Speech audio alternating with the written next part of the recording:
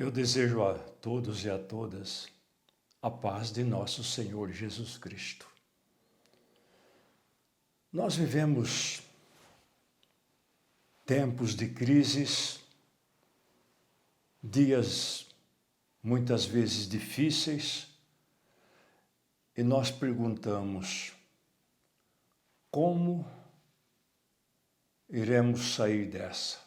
Como irei sair desta crise que eu não esperava? E as crises acontecem de várias formas. Então eu peço para que todos que estão ou estarão assistindo este vídeo, fiquem comigo até o final.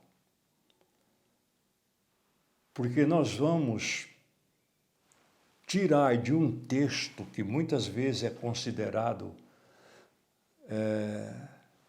de não tanta informação, nós vamos tirar ensinamentos preciosos para superar momentos de dificuldade, de crises que todos nós como seres humanos enfrentamos. Logo no início do ministério de nosso Senhor Jesus Cristo, Ele, Cristo, sua mãe, com 5 discípulos ainda, se dirigiram a Caná de Galileia para participar ali de uma festa de bodas de casamento. José, nessa época, ele já tinha morrido, né? Jesus, também convidado, e seus discípulos, João, André, Pedro, Filipe, Natanael, possivelmente amigo das duas famílias, foram para Caná da Galileia. Provavelmente eles foram convidados. Ou no momento que eles chegaram em Caná da Galileia, de uma forma ou de outra, eles foram convidados para essas festas de bodas de casamento. A presença deles ali acompanhando Jesus testificava que Cristo tinha iniciado o seu ministério como mestre. Na leitura do capítulo 2 do livro do apóstolo João, foi registrado da seguinte forma no versículo 3 até o 5, depois o versículo 7. Diz aí a palavra do Senhor: E faltando vinho, a mãe de Jesus lhe disse: Não tem vinho. Disse-lhe Jesus: Mulher, que tenho eu contigo? Ainda não é chegada a minha hora. Sua mãe disse aos empregados: Fazei tudo quanto ele vos disser. E no versículo 7, disse-lhe Jesus: Enchei de água essas talhas. E eles encheram até em cima. Eram 6 talhas. Segundo os estudos que existem hoje, daria uns 200 ou 250 litros de vinhos. A festa de casamento usava durar aproximadamente uma semana, era vários dias. Acabar o vinho era uma situação constrangedora, horrível. A família ou as famílias ficavam marcadas pelo resto da vida. Maria, ela se sentiu responsável ali e procurou evitar o embaraço que fatalmente iria acontecer. A narrativa do Evangelho de João não deixa claro se Maria esperava que Jesus fosse realizar algum milagre. A atitude ou a confiança de Maria, mãe de Jesus, ao levar o problema a Jesus, tem motivado alguns entendimentos, mas não existe assim uma unanimidade entre os teólogos e ou outros estudiosos da Bíblia Sagrada. Uns entendem que Jesus Cristo fazia milagres antes de iniciar o seu ministério terrestre. Lembre-se que José e Maria, com Jesus, eles foram para a festa de Páscoa em Jerusalém. Depois eles retornam para Nazaré da Galileia. Mas eles somente perceberam que Jesus Cristo não estava entre eles depois de ter caminhado um dia. Isto não é normal. Nós devemos entender que algo espiritual aconteceu, mesmo porque Jesus estava lá conversando entre os doutores da lei. Ele tinha 12 anos de idade. Algo sobrenatural aconteceu ali. Vejam só, diante do que nós estamos vendo, por outro lado também, o próprio Jesus Cristo, mesmo depois que ele iniciou o seu ministério público, ele advertia as pessoas, os seus discípulos, para que eles não contassem a ninguém os milagres que ele estava realizando. Outros entendem que Maria era consciente de que Jesus Cristo era o Messias. Como ele estava acompanhado naquele momento, já com 5 discípulos, ela teve a plena confiança de que seu poder iria se manifestar publicamente. Quando os serventes ou aqueles que estavam trabalhando na festa se recorreram a Maria porque havia acabado o vinho, ela deveria ser alguém responsável que administrava a distribuição, o fornecimento do vinho. Ela pegou aquela situação e levou ao conhecimento de Jesus Cristo. Até ele deu uma resposta bastante sugestiva quando ele disse: "Que tenho eu contigo? Ou que temos nós em comum, mulher? A minha hora ainda não chegou." Sua resposta, a resposta que Cristo deu à sua mãe, foi uma forma de conscientizá-la a respeito da sua missão e procurou deixar bem claro, é o que nós entendemos, a distinção de sua relação com ela como filho do homem e como filho de Deus. Maria, pelo menos em parte, já deveria ter conhecimento de que Jesus era o Filho de Deus, porque a sua concepção foi sobrenatural.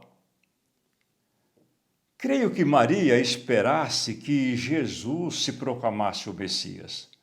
Mas ele mesmo disse: "A minha hora ainda não chegou."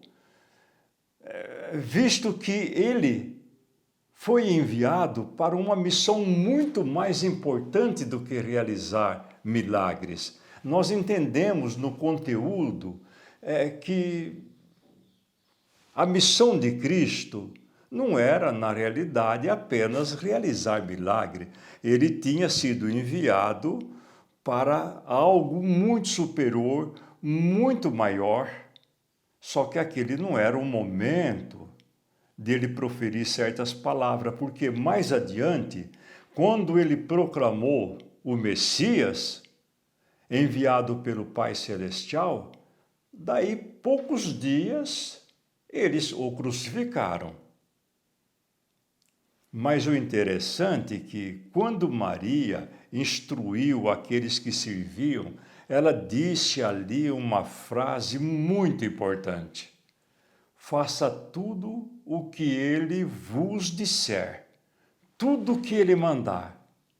Ela estava convencida de que Jesus Cristo, de alguma forma, supriria a necessidade que estava ocorrendo. Interessante observar que Jesus Cristo mandou que eles enchessem aquelas talhas de pedra por completo. Quando Jesus dá esta ordem, fica perfeitamente caracterizado que, quanto ao ser humano, tem que fazer a sua parte. Aquilo que é possível ser feito por mãos humanas ou por mãos humanas deve ser feito. É lógico que Jesus poderia ter transformado água em vinho sem precisar que aquelas pessoas enchessem aquelas talhas de pedra, que na realidade daria 200, 250 litros de vinho. Ele poderia ter realizado o milagre, mas a Bíblia Sagrada nos informa, e pela forma como está escrito, aquela água, ela continuou sendo água até quando estava dentro das talhas. No processo de servir o vinho, a água é que ela se transformava em vinho. Por que eu estou dizendo isso? Porque foi assim que aconteceu na multiplicação dos pães e dos peixes, como está em Marcos 6, versículo 41. A Bíblia Sagrada nos ensina isso. Esse milagre proporcionou aos primeiros discípulos uma evidência visível do poder que operava em Jesus Cristo. Isso fortaleceu a fé desses discípulos para enfrentar as situações que eles deveriam enfrentar como discípulos ou apóstolos de Cristo. Por outro lado, Jesus honrou a fé de Maria. Mas o que nós vimos até aqui é apenas um relato. Não é tudo. Eu tomei este assunto como pano de fundo porque o texto contém outros ensinamentos importantes que nós iremos ver agora em seguida. Esses versículos que nós acabamos de ler e fazer esses comentários, ele nos dá 5 ensinamentos para superar situações de crises. Ele nos prepara, ele nos dá condições, ele nos instrui. Vamos ver como isso acontece? Primeiramente, pegue suas dificuldades. O que você está vivendo? Teus problemas. Apresenta a Cristo em oração. Mas não leve a solução. Somente Deus conhece as consequências de uma solução que nós propomos. Porque para Ele, o que é já foi. O que há de ser também já foi. Ele conhece o futuro. Nós podemos pedir errado. Maria levou a Jesus apenas o que estava acontecendo. Entende? Isso é um ensinamento muito especial. Porque o que nós vemos hoje são pessoas antecipando para Deus como Ele quer algo solucionado.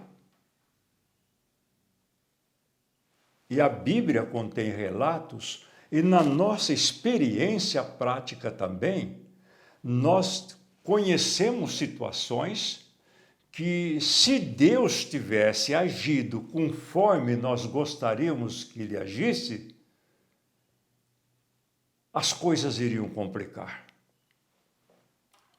Outro ensinamento muito importante: espere o tempo de Deus.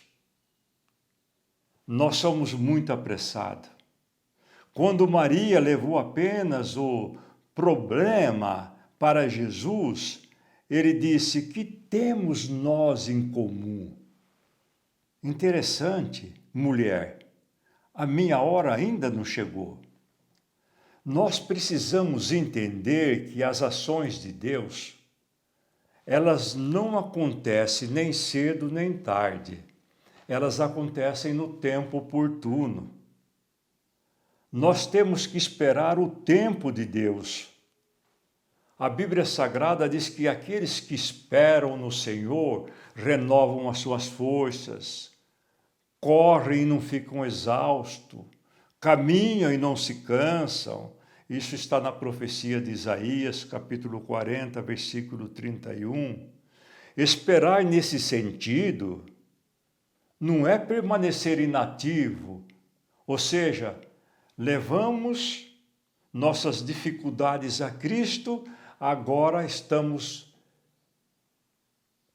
só esperando, inativos, sem fazer nada. Vamos lembrar que levaram a Jesus Cristo a dificuldade que eles estavam vivendo naquele momento. Maria levou e Jesus ordenou que eles enchessem as talhas de pedra. Ou seja, faça a sua parte. Esperar nesse sentido é confiar em Deus. Quase sempre a solução divina é diferente da nossa. Ela vem de um lado que nós não estávamos esperando. Mas eu ainda recomendo um terceiro princípio de ensinamento que está contido dentro das leituras que nós fizemos. Faça tudo em conformidade com os ensinamentos de Deus. Olha o que a Bíblia nos ensina. Maria se dirige a Cristo e olha para as pessoas que iam executar o trabalho, disse: fazei tudo quanto ele vos mandar. Fazer é um verbo que transmite executar uma ação. Você precisa fazer. Tudo quanto significa que a ação deve ser completa, em conformidade com a ordem recebida. Nós, como seres humanos, não somos propensos a cumprir ordens, mas nossa submissão a Cristo vai trazer grandes resultados quando nós fazemos a vontade de Deus. Ezequias, quando o profeta comunicou que ele estava com uma doença para a morte, ele chorou e apresentou perante Deus que ele fazia a vontade de Deus e queria continuar vivendo. Um outro ensinamento importante que nós extraímos deste assunto: não fique apenas esperando que aconteça, mas faça tudo o que é possível ser feito. Esperar no Senhor não é cruzar os braços. Esperar no Senhor é esperar que Ele solucione e resolva aquilo que nós não conseguimos resolver. Você vê que na palavra que nós acabamos de ver, você deve fazer tudo que está dentro do seu alcance, da sua possibilidade. Jesus ordenou que eles enchessem as talhas de pedra. Deus faz aquilo que você não pode fazer. Interessante. Quinto e último princípio, o ensinamento do texto. Seus problemas são oportunidades para Deus, para que a glória de Deus seja manifesta. Jesus, ao iniciar o seu ministério terrestre, Jesus ali realizou aquele primeiro milagre. Mas até ele realizar o milagre, as palavras que ele disse, o que concluiu ali de ensinamento, neste texto existem profundos e significativos ensinamentos como proceder. A Bíblia não passa para nós uma história para ficar no vazio, apenas para nós sabermos o que aconteceu no passado, um fato, achar interessante, mas ficou ali. Não. Os ensinamentos, os textos escritos na Bíblia Sagrada possuem profundos e significativos ensinamentos como proceder. É o que está, o que aconteceu e as palavras que foram proferidas naquela festa de casamento. E assim Jesus iniciou seus sinais em Caná da Galileia e manifestou sua glória, e aos seus discípulos eles creram nele. Gente, se em todas as nossas dificuldades nós fôssemos capazes de solucionar, com certeza Deus não seria tão lembrado, talvez até esquecido. Nas minhas considerações, para que eu possa encerrar esse assunto, eu trago também perante vocês um fato muito interessante. O profeta Daniel também estava vivendo grandes crises quando ele fez a oração que está contida no capítulo 9 do seu livro. 13 anos havia se passado e ele não havia entendido boa parte da visão que ele havia recebido e que ele registrou no capítulo 8. Porque o anjo Gabriel instruiu, explicou apenas uma parte da visão. E 13 anos se passaram. Por outro lado, a profecia de Jeremias assegurava que ao completar os 70 anos de cativeiro, Deus libertaria os cativos de Israel que foram levados para a Babilônia. Mas os 70 anos estavam se findando e não se via nenhuma perspectiva. Daniel entendeu que estava acontecendo algo entre o temporal e o eterno. Então ele foi orar. Ele entendeu que estava acontecendo algo onde os olhos humanos não alcançam.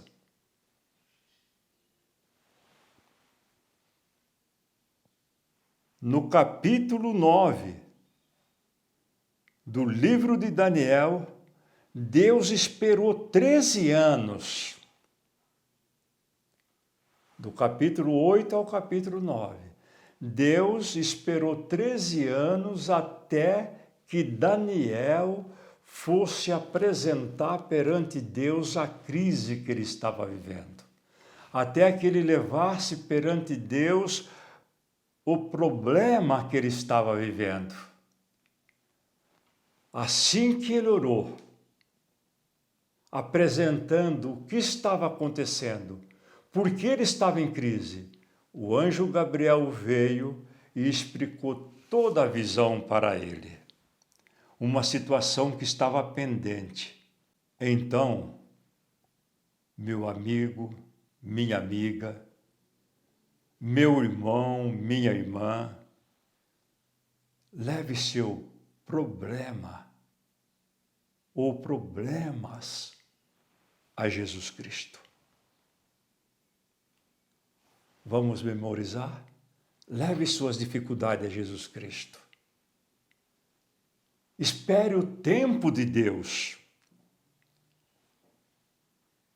Faça tudo o que Ele mandou você fazer. Faça tudo em conformidade com os ensinamentos de Deus. Faça a vontade de Jesus Cristo. E não fique apenas esperando que aconteça. faça a tua parte. E não se esqueça que as suas dificuldades, os seus problemas são oportunidade para Deus agir na tua vida, para que você seja um testemunho vivo da manifestação da glória de Deus em você. Não vamos esquecer, para que a glória de nosso Senhor Jesus Cristo se manifeste em tua vida e você seja um testemunho vivo da manifestação da glória de Deus na tua vida. E Deus te abençoe para que você, para que todos nós, a partir deste momento, olhemos para aquele evento que Jesus Cristo viveu em Caná da Galileia e dele vivermos grandes princípios para que sejamos vitoriosos nessa vida. Amém.